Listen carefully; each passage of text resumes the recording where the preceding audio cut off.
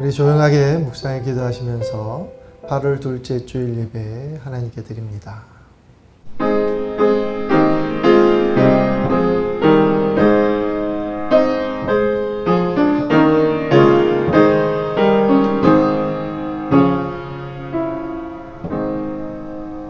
하나님은 영이시니 예배하는 자가 영과 진리로 예배할지니라. 아멘. 우리 경배 찬송 43장 1절 함께 부르시겠습니다.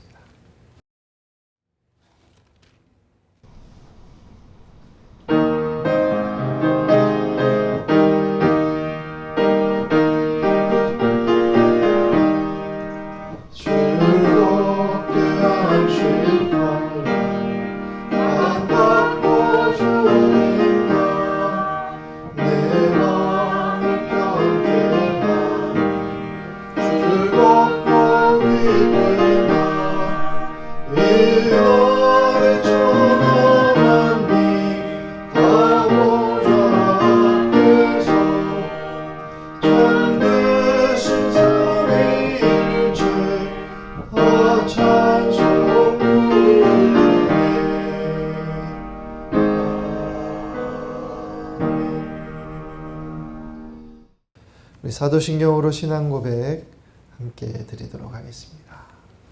전능하사 천지를 만드신 하나님 아버지를 내가 믿사오며 그 외아들 우리 주 예수 그리스도를 믿사오니 이는 성령으로 잉태하사 동정녀 마리아에게 나시고 본디오 빌라도에게 고난을 받으사 십자가에 못 박혀 죽으시고 장사한 지 사흘 만에 죽은 자 가운데서 다시 살아나시며 하늘에 오르사 전능하신 하나님 우편에 앉아 계시다가 저리로서 산자와 죽은 자를 심판하러 오시라. 성령을 믿사오며 거룩한 공회와 성도가 서로 교통하는 것과 죄를 사하여 주시는 것과 몸이 다시 사는 것과 영원히 사는 것을 믿사옵나이다. 아멘. 성시교독은 교독문 39번입니다. 오라 우리가 여호와께 노래하며 우리의 구원의 반석을 향하여 즐거이 외치자. 우리가 감사함으로 그 앞에 나아가며 시를 지어 즐거이 그를 노래하자. 여호와는 크신 하나님이시요 모든 신들보다 크신 왕이시기 때문이로다. 땅의 깊은 곳이 그의 손 안에 있으며 산들의 높은 곳도 그의 것이로다. 바다도 그의 것이라 그가 만드셨고 육지도 그의 손이 지으셨도다. 오라 우리가 굽혀 경배하며 우리를 지으신 여호와 앞에 무릎을 꿇자. 그는 우리 하나님이시오 우리는 그가 이르시는 백성이며 그의 손이 돌보시는 양이기 때문이라. 아멘. 우리 이 시간 예배와 또 드릴 예물을 위해서 기도합니다. 하나님, 긴 장마가 많은 이들을 어렵게 하고 또 그것을 지켜보는 또한 국민들도 마음이 많이 어둡고 무겁습니다. 꼭 필요한 비이고 꼭 필요한 대지의 물인데 하나님 이것이 과하니 많은 어려움들이 일어나는 것을 보게 됩니다. 살아가면서 꼭 필요한 것이라 할지라도 과한 것들은 없는가 돌아봅니다. 내가 꼭 갖고 싶은 것이라 할지라도 넘쳐나는 것은 없는가 또한 살펴볼 수밖에 없습니다. 나에게 과한 것이 무엇인가? 그래서 오히려 나에게 독이 되고 화가 될 것이 무엇인가 살펴보게 됩니다. 특별히 수해를 당한 모든 이들을 위로하여 주시고 그들에게 용기와 힘을 주시고 또 그들을 격려하고 도울 수 있는 손길이 될 수 있도록 우리에게 하나님 힘을 더하시고 마음을 더하여 주옵시고 이 어려운 때 하나님 마음과 힘을 합하여서 코로나와 더불어서 이 수해도 잘 극복해 나갈 수 있도록 인도해 주옵소서. 하나님, 이 교회를 기억하시고 교회에 속한 가정과 영혼들을 기억하여 주옵소서. 날마다 믿음이 자라게 하시고 소망이 든든해지게 하여 주시고 사랑의 손길이 더 따뜻하고 깊어지게 하여 주옵소서. 교회를 통해 사람들이 위로를 얻고 힘을 얻고 영생의 주 그리스도를 만날 수 있도록 도와주시옵고 이 교회가 그와 같은 통로가 되도록 인도하여 주옵소서. 한 주간에도 또 비소식이 있습니다. 하나님 곳곳을 살펴주시고 또 각 교회와 교우들을 기억하시사 돌보아 주시옵소서. 하나님 이 나라의 백성 바른 길 가게 하시고 의정자들과 관리들 모두가 바른 선택할 수 있도록 늘 지혜를 열어 주시오며 국민을 선한 곳으로 또한 행복한 곳으로 이끌매 부족함이 없도록 채워 주시옵소서. 한국교회와 교회의 지도자들을 기억하여 하나님 그들을 다시 빚으시고 세우셔서 정말 이 땅에 빛이 되게 하시고 소금 되는 사명을 회복할 수 있도록 인도해 주시어서 사람들이 교회를 통해 커다란 소망을 발견하게 인도하여 주옵소서. 이제 예물을 드립니다. 예물에 담긴 마음의 손, 예물을 얻기까지 수고한 모든 땀과 눈물을 기억하여 주시고 하나님 그 마음과 삶의 위로를 더하시고 필요한 것을 넉넉히 채우시는 하나님의 손길을 만나게 하여 주옵소서. 모든 예배 시종을 주께 의탁합니다. 예배를 드리는 마음 그 가정을 주님께서도 기억하여 주시옵소서. 특별히 아픈 분들 우리 정사님, 권사님, 박동원 성도님 기억하시고 위로와 치유와 은총을 더하여 주옵소서. 모든 것을 주께 의탁하며 예수님의 이름으로 간절히 기도드리옵나이다.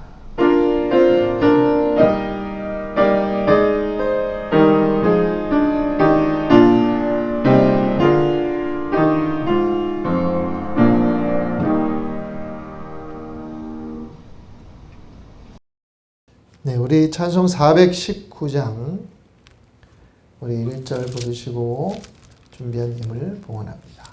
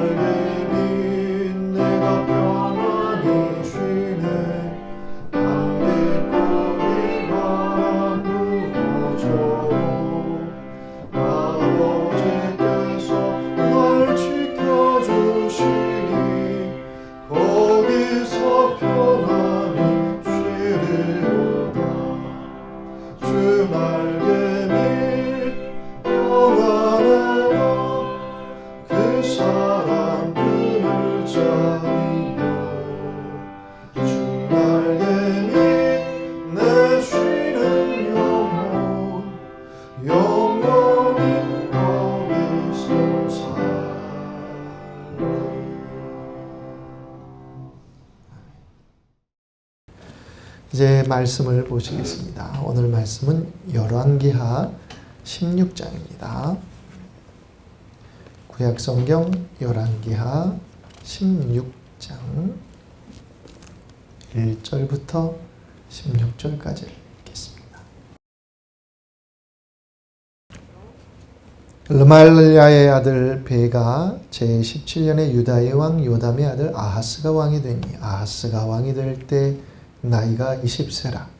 예루살렘에서 16년간 다스렸으나 그의 조상 다윗과 같이 아니하여 그의 하나님 여호와께서 보시기에 정직히 행하지 아니하고 이스라엘의 여러 왕의 길로 행하며 또 여호와께서 이스라엘 자손 앞에서 쫓아내신 이방 사람의 가증한 일을 따라 자기 아들을 불 가운데로 지나가게 하며 또 산당들과 작은 산 위와 모든 푸른 나무 아래에서 제사를 드리며 분향하였더라.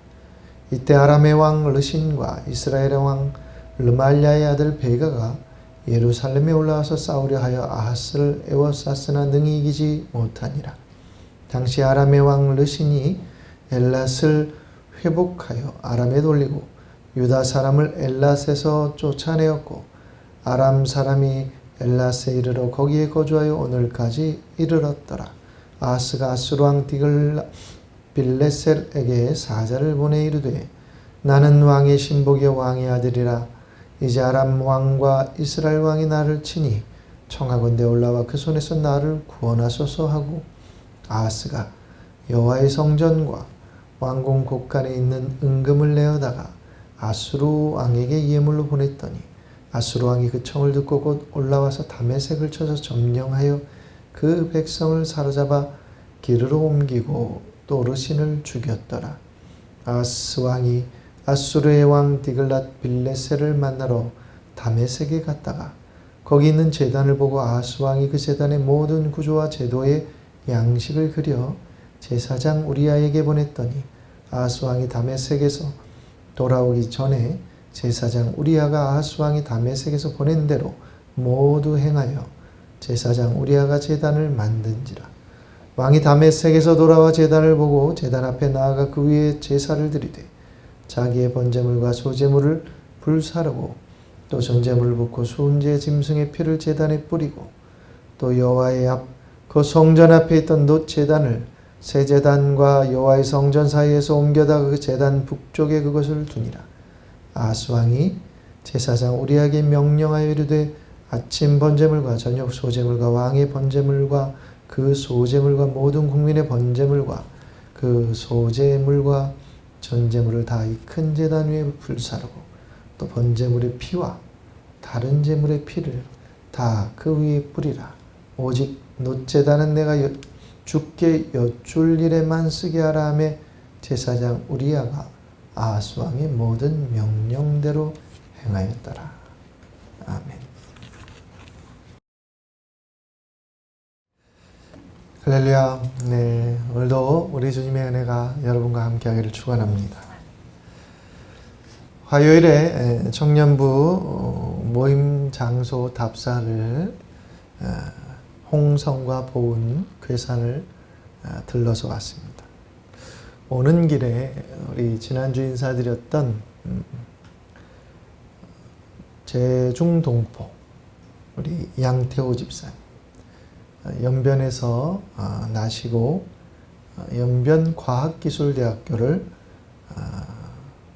졸업하신 분인데 그분이 한국에 머무시는 동안 저희 교회에서 신앙생활을 하기로 하였고 답사를 같이 함께 남호범 선교사 또 우리 지전도사 중국 전사 이게 4명이서 갔다 왔습니다.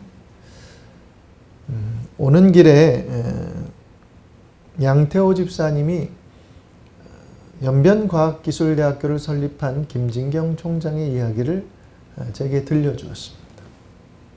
1950년 6.25 전쟁이 발발하던 때 나이 15살 이분이 어떻게 징집이 되어서 이제 전쟁터에 나갔습니다. 전쟁이 꽤나 참혹했고 이분은 살기 위해서 적에게 총을 쏠 수밖에 없었다 그랬습니다. 무수한 사람들이 그분의 손에 죽었다고 했습니다.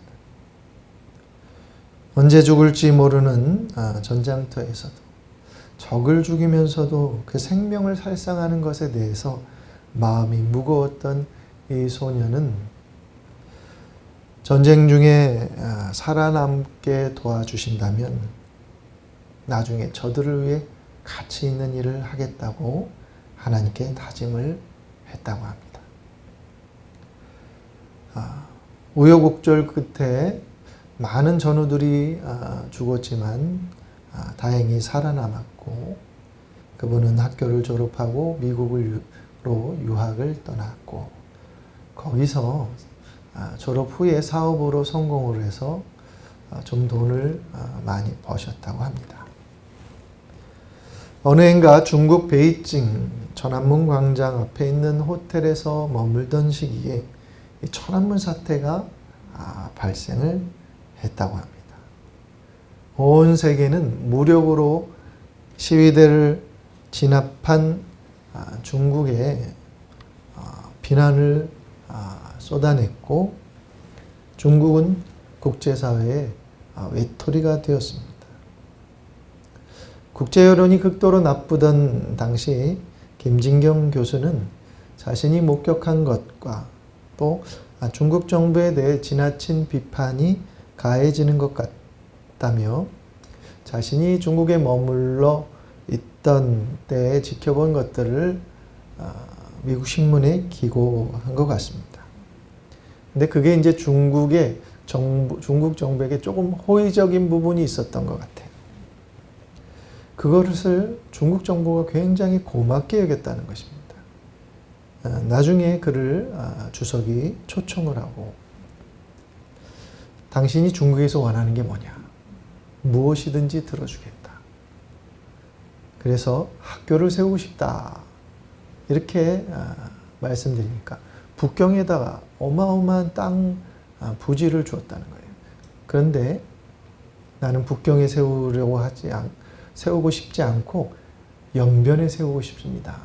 저 조선족 자치구가 있는 연변에 세울 수 있게 해달라. 그래서 연변에 중국 정부가 땅을 마련해주고 세워진 곳이 연변과학기술대학교라고 합니다.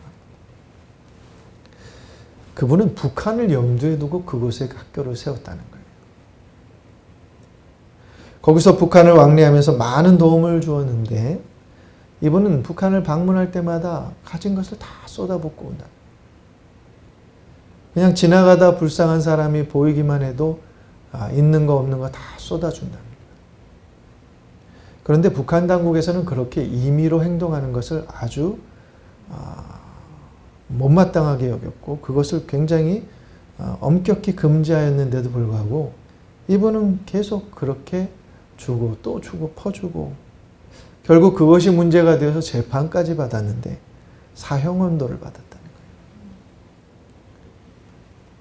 거예요. 어떤 다른 이유가 있었는지 모르지만 사형언도는 굉장히 그들이 심각하게 판단했다는 것이죠. 그가 사형을 당하기 전에 유서를 썼습니다. 자신이 죽더라도 북한을 미워하지 말아라. 이들의 잘못이 아니라 내 잘못이다. 그리고 나의 장기는 내 장기를 필요로 한 사람이 있다면 북한 사람들에게 그 장기를 기증했으면 좋겠다는 내용의 유서를 가족에게 남겼다는 것이죠. 그런데 이제 유서는 상부로 올라가서 보고가 되니까 그 유서를 김정일이 읽고서 큰 감동을 받았다는 거예요. 그래서 형 집행을 중지시켰다는 거예요. 그래서 석방이 된 거예요. 그 후에 이제 김정일이 평양에도 연변과기대 같은 학교를 세웠으면 좋겠다. 우리에게도 그래서 인재가 양성될 수 있도록 도와달라고 이분한테 부탁을 했다는 겁니다. 그래서 여기저기 부지를 살펴보던 차에 한 곳을 마음에 두고서 말했더니 함께 따라온 기관원이 저기는 안 된다. 저곳은 택도 없다. 다른 곳을 알아봐라. 아니다. 나는 저기에 꼭 세워야겠다. 꼭 저기가 됐으면 좋겠다. 저것은 군부대가 있어서 결코 안 된다. 그래도 상부에 보고라도 해달라 해서 보고가 올라갔는데 결국 김정일이 군부대를 이전시키고 그곳에다 학교를 세우라고 허락했다는 거예요. 그 후에 이제 기초공사가 진행되고 땅을 파는데 그 땅에서 종이 하나가 발견됐다. 종. 땡땡 하는 종. 보니까 그 종이 평양 장대현 교회에서 그 종탑에 이렇게 매일 그 울렸던 매주마다 쳤던 그 종이었다는 거예요. 결국 평양과학기술대학교는 어디에 세워졌냐면 평양 장대현 교회 터 위에 세워졌다는 거예요. 그것을 보고 많은 이들이 하나님의 섭리에 대해서 크게 놀랐다는 거죠. 제가 그 얘기를 들으면서 한 사람이 타인을 위해서 선한 소망을 품고 하나님께 소원하고 기도한 것을 하나님이 다 듣고 계셨고 기억하고 계셨구나. 그리고 그 기도를 하나하나 이루어 가신다고 하는 것을 보여주기 위해서 그런 일들과 사건들을 확인해 주신 것이 아닌가, 그런 생각을 했습니다. 북한 사회에 대해서, 그 땅에 대해서도 하나님이 어떤 계획을 갖고 계신 것 같아요. 여러분, 하나님께 우리의 소망을 두고 살아갈 수 있었으면 좋겠습니다. 여러분, 우리의 소원을 하나님께 두셔야 돼요. 그분에게 우리의 소원을 말씀드리고 주님의 나라와 그분이 사랑하시는 영혼을 위해서 자신의 삶을 헌신해가는 사람들을 하나님이 반드시 사용하십니다. 아주 존귀하게 사용하십니다. 그리고 그 모든 일들을 하나님께서 이루신다는 것을 보여주십니다. 나를 위해서만 살아가는 인생이 아니라 다른 누군가를 위해, 그리고 하나님이 사랑하시는 누군가를 위해 자신의 인생이 사용되기를 소망하는 사람들, 하나님은 그들을 귀히 여기시고 그와 같은 교회를, 그런 소망을 품은 교회를 진정 기뻐하실 줄 믿습니다. 우리와 우리의 교회가 그와 같기를 간절히 축원합니다. 오늘 유다 왕 아하스의 이야기를 우리가 읽었습니다. 지난주에 읽었던 우시아의 손자 되는 사람입니다. 그런데 이 아하스는 철저하게 자기 자신만을 위한 인생을 살았던 사람임을 성경이 기록하고 있습니다. 하나님의 길과 전혀 다른 길을 갔습니다. 2절에서는 아하스가 하나님 보시기에 정직히 행하지 않았다라고 기록했고, 3절에 보면 어떤 표현이 있냐면 이방 사람의 가증한 일을 따라 자기 아들을 불 가운데로 지나가게 하며 라고 했습니다. 인신제사를 드렸다는 말이에요. 즉 자기 자식을 불에 태워 제물로 드렸다는 겁니다. 지나가게 했다는 게 그냥 걸어서 지나가게 했다는 말이 아닙니다. 제물로 태워 죽였다는 것입니다. 우리로서는 상상이 가지 않습니다만 고대 제사 의식 속에 인신제사의 모습은 세계 곳곳에서 발견되는 그런 형태의 모습들이죠. 유다에서 왜 인신제사가 일어났을까? 사실 이 인신제사를 행했던 장소는 예루살렘 남서쪽에 있는 흰놈의 아들의 골짜기라고 하는 명칭을 갖고 있는 그 골짜기에서 있었던 일들이죠. 원래는 암몬 자손이 그곳에서 자기 자식들을, 즉 어린이들을 제물로 바쳤던 종교의식을 행했던 곳입니다. 이 의식을 유다가 배운 겁니다. 배울 것이 따로 있지. 당시 얼마나 그 종교적 타락이 심했는지 이것을 알 수 있는 대목이죠. 그런데 그 타락의 원인이 무엇입니까? 바로 자신의 번영과 풍요와 안정을 보장받기 위한 목적에서 그 일들을 행하는 거예요. 자기 자식을 제물로 바치면서 자기가 잘 되길 바라는 거예요. 너무 잔인하죠. 무서운 일입니다. 이런 역사적 배경 속에서 유대인들은 지옥을 떠올릴 때 항상 이 흰놈의 골짜기를 떠올리게 돼요. 신약에서는 게헨나, 혹은 게힌나 이렇게로 불리기도 했습니다. 자기 자신의 복을 위해 자식들을 제물로 바쳐야 하는 상황이고 제물로 바쳐야 하는 공간이, 그런 곳이 있다면 그게 지옥이 아니고 무엇이겠습니까? 풍요와 번영이 하나님의 뜻을 이루는 하나의 수단이 되어야 하는데 그것이 목적이 되어버리니 종교도 도덕도 윤리도 인격도 타락하게 되는 것입니다. 자기 자식을 제물로 바쳐서라도 얻고자 하는 그것 때문에 오히려 영혼과 공동체가 망가지는 것이죠. 오늘날도 자식을 소유물로, 내 소유물로, 내 것으로 여기는 생각. 그래서 자녀가, 사실 우리도 그런 모습들이 있죠. 어느 정도 출세해야 자녀들 얘기를 합니다. 밖에 나가서. 그렇지 않으면 자녀를 얘기를 잘 안 해요. 뭔가 성공했든 뭔가 하나를 이루었든 그 자체로 자녀를 인정하거나 그 자체로 자녀를 받아들이는 모습들이 참 우리도 약하죠. 여러분 인신제사와 비슷하게 맥락이 닿았다고도 말할 수 있을 것 같아요. 우리가 풍요와 번영을 목적으로 삼는 삶을 내려놓아야 하나님을 향해 가는 우리를 하나님이 치료하시고 우리의 가정과 교회와 이 땅을 분명히 치료하실 줄 믿습니다. 사실 그런 마음들이 내려놓아져요. 자식을 향해서뿐만 아니라 풍요와 번영을 목적으로 삼는 삶을 우리가 내려놔야 됩니다. 그건 하나의 수단이 되어야 돼요.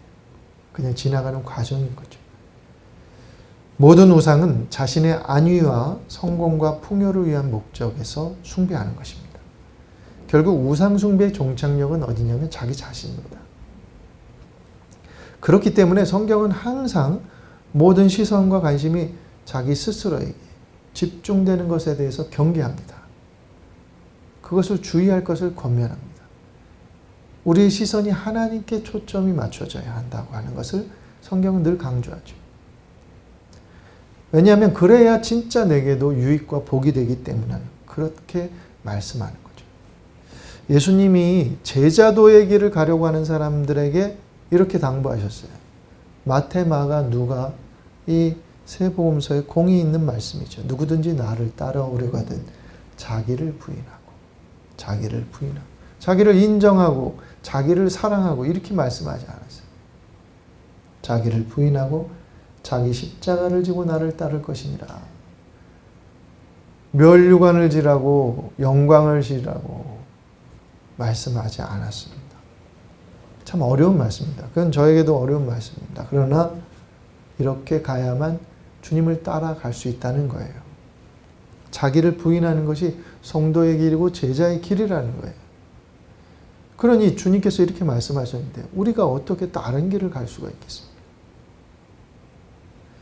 하나님께 초점을 향하여 두는 사람이 타인에 대해 시선을 허락합니다. 내 시선을 타인에게 향하는 사람은 바로 하나님께 시선을 두는 사람만 그럴 수 있어요. 왜냐하면 하나님은 언제나 연약하고 가난하고 또 도움이 필요한 자들에게 그 시선을 향하시기 때문에 우리가 하나님을 바라보고 있으면 그분의 시선을 따라갈 수밖에 없게 됩니다. 그러다 보면 내 시간과 재능과 재물을 그들을 위해 사용하려는 마음을 자연스럽게 품을 수밖에 없게 됩니다. 그러면서 세상은 아름다운 그 모습을 회복해 가는 거죠. 아하스는 그 반대의 길을 간 거예요. 자기 자식을 그렇게 죽이면서까지. 우상숭배가 그래서 무서운 것입니다. 아하스의 우상숭배는 굉장히 적극적이었습니다. 아하스가 아수르 왕을 방문합니다. 다메섹에 있는 우상의 신전을 보게 됩니다. 그들의 신전은 너무 화려하고 웅장하고 멋있었어요. 그래서 그 제단의 양식을 본떴어요. 그대로 제사장 우리아에게 보냈습니다. 제단을 다시 건축하게 했습니다.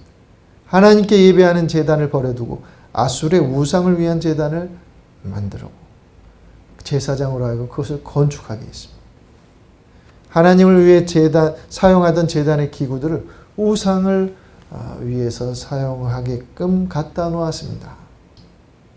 마치 내 배우자가 내가 즐겨 사용하던 것을 자기가 사랑하는 새로운 사람에게 나눠준 것과 똑같은 거죠. 하나님으로서 용납하기 어려운 일이었습니다. 아하스는 아수르가 어떻게 저렇게 강할 수 있을까? 그건 저들이 섬기는 신이 강하기 때문이다. 이렇게 판단했던 것이죠. 그래서 그 신이 매력적으로 보인 겁니다. 왜냐하면 강한 신이 매력적인 거예요. 그래서 그 신을 섬기기로 했습니다. 즉 아하스는 자기 자신도 강해지고 싶어서 그 신을 차용한 것뿐이에요. 만약에 더 위대한 신, 더 강한 신이라고 느껴졌던 존재가 있다면 그 신을 숭배했을 거예요. 아하스는 가장 강한 하나님을 곁에 두고도 그것을 보지 못하고 있었습니다. 이런 아하스는 자기 자신을 위해서라면 무엇이든지 할 수 있는 존재. 하나님의 전의 기구들을 우상을 위해 사용할 정도의 만용, 자식을 불에 태워 죽여서라도 자신이 욕망하는 것을 얻고자 했던 이 사람, 어떤 일인들 못하겠습니까? 참 무서운 사람입니다. 여러분, 우리가 사람을 볼 때 어떤 것을 보아야 하는가? 그것은 그가 무엇을 위해 살아가고 있는가를 봐야 됩니다. 그래야 진짜 그 사람의 모습이 보입니다. 그 사람이 무엇을 위해 헌신하는가? 어떤 것을 위해 살아가는가? 부와 풍요가 목적인 사람은 늘 주의해야 합니다. 정말 조심해야 합니다. 그런데 오늘 본문들을 쭉 읽으면서 저는 이해되지 않는 또 다른 한 사람이 있습니다. 그 사람이 누구냐면 우리야입니다. 우리야는 제사장이에요. 하나님의 제사장인데 아하스 왕의 명령으로 아스루의 우상의 제단을 건축합니다. 말려도 시원찮은데 우리야는 본인의 사명이 무엇인지 망각하고 있었습니다. 내가 무엇을 위해 존재하는지, 제사장으로서의 나는 누구인지를 잊어버린 거예요. 이렇게 본인의 사명, 본분, 이것을 망각할 때 또 사람은 타락합니다. 내가 누구인지, 내가 왜 사는지, 왜 여기 존재하는지, 나는 왜 이것을 해야 하며 나는 무엇을 해야 하는 존재인지를 우리가 잊어버리면 우리의 삶은 타락할 수밖에 없는 거예요. 내가 무엇을 위해 돈을 버는지를 모르니까, 돈이 많이 생기니까 그 돈을 향락과 쾌락을 위해서 사용하지 않습니다. 그러나 분명한 돈의 목적이 분명한 사람은 그렇게 타락하지 않습니다. 제사장의 사명은 하나님께 드릴 제사를 주관하고 백성들이 하나님을 예배하고 경외하며 그 말씀에 순종하여 살아가도록 가르치는 역할을 해야 하는 사람인데 그걸 놓쳤어요. 지난주 방문한 보온에는 도시 생활을 하던 분들이 시골로 내려와서 양계를 하고 또 쌈 농사를 하는 그런 공동체를 그 마을 사람들과 어울려서 해나가는 그분들을 만나 뵙고 왔습니다. 그분들의 목적은 선교사를 돕는 것이에요. 그렇게 사업을 하고 양계를 하고 친환경적인 농법으로 그렇게 생산하는 목적이 물론 기본적인 생계도 필요하지만 하나님의 나라를 위한 것입니다. 그러니 그분들에게 많은 돈이 모아진다 한들 그분들이 타락할 일이 쉽지 않겠죠. 아주 목적이 분명합니다. 물론 돈을 많이 번다고는 하지 않으셨어요. 아직은 조금 부족하다고 말씀하셨어요. 그러나 하나님께서 그분들의 마음과 생각을 아시기에 필요한 것들을 넉넉히 채워가실 줄 믿습니다.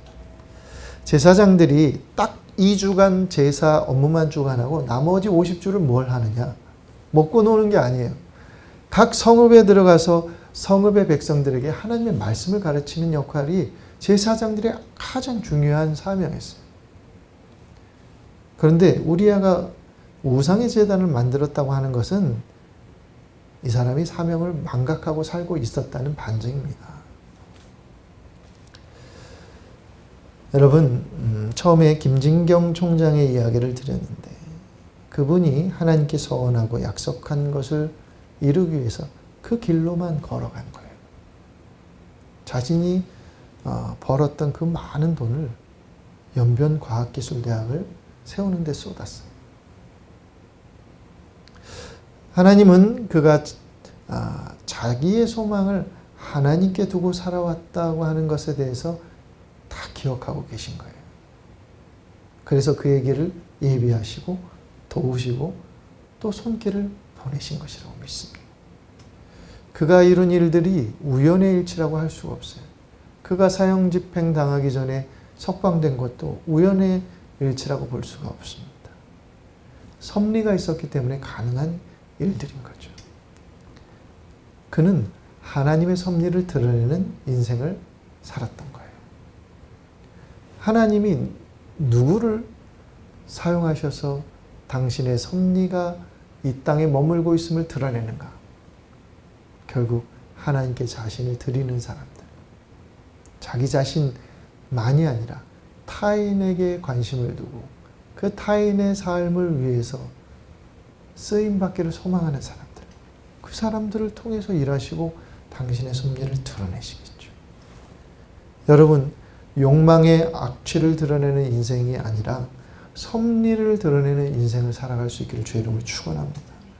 타인과 하나님을 위해 우리의 인생을, 우리의 재물과 시간과 우리의 달란트를 나눌 수 있기를 바랍니다. 그것이 진정한 하나님의 복을 만나는 길임을 우리가 잊지 않고 평생을 살아갈 수 있기를 간절히 축원합니다. 기도하겠습니다. 하나님, 우리를 기억하여 주소서. 우리를 기억하시고 우리가 하나님께서 둔 소망과 소원도 기억하여 주셔서 그것이 온전히 선하게 이루어지는 것을 우리가 또한 목도하게 하여 주옵소서. 우리 교회가 그와 같이 쓰임받기를 소망하며 주 예수 그리스도의 이름으로 간절히 기도드리옵나이다. 아멘. 교회 소식을 전하겠습니다. 우리 청년들 방학 중에 두 번째 모임을 갖습니다. 이번 주 금요일과 토요일에 보은 괴산 등지에서 진행하게 될 터인데 여러분 위해서 많이 기도해 주시기를 부탁을 드리겠습니다. 그리고 지난주부터 교회학교 예배를 드리고 있습니다. 함께 기도해 주시고 또 어려운 일이 생기지 않도록 여러분들을 꼭 우리 아이들을 위해서도 기도해 주시기를 부탁을 드립니다. 한 주간 건강하고 행복하게 주 안에서 살아가시기를 간절히 부탁을 드립니다. 네, 감사합니다. 이제 찬송 490장 함께 부르시고 축도로 예배를 마치겠습니다.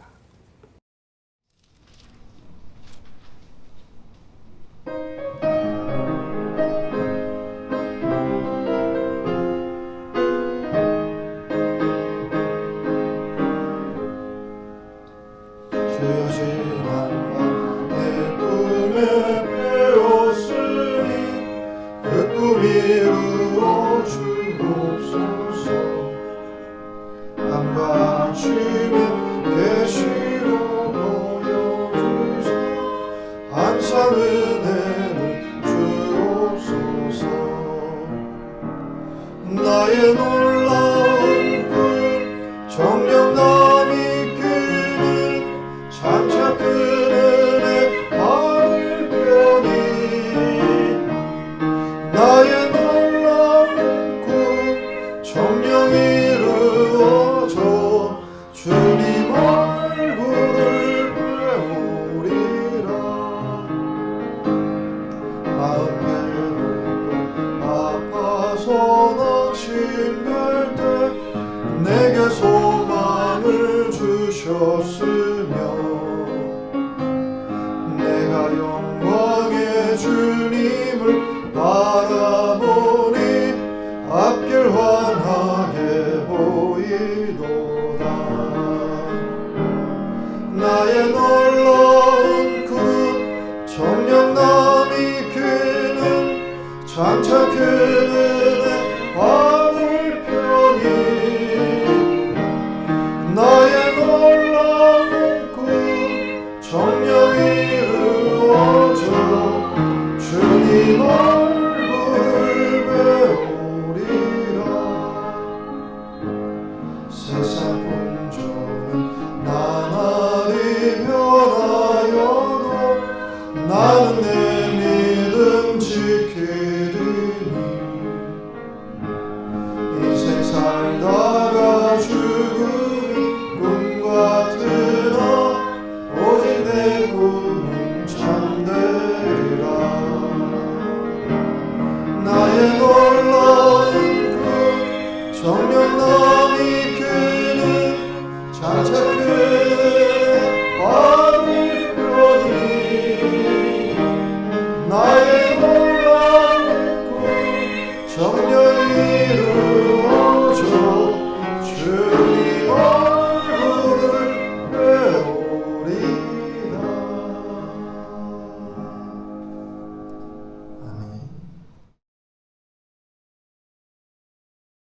기도하겠습니다. 하나님, 주 안에 꿈꾸게 하소서. 주 안에서 살아가게 하소서. 주 안에서 이루게 하여 주옵소서. 하나님의 섭리와 말씀과 뜻을 따라 사는 백성을 통해 하나님 놀라운 일들을 이루어 주시옵소서. 그 가운데 우리가 쓰임받기를 소망하오니 하나님 우리를 사용하여 주옵소서. 이제는 우리 주 예수 그리스도의 은혜와 하나님의 사랑하심과 성령님의 놀라운 은총과 교통하심이 예배를 마치고 또 삶의 자리에서 열심히 살아가고자 애쓰는 모든 교우들과 가정 위에 언제나 함께 하옵시기를 간절히 축원하옵나이다.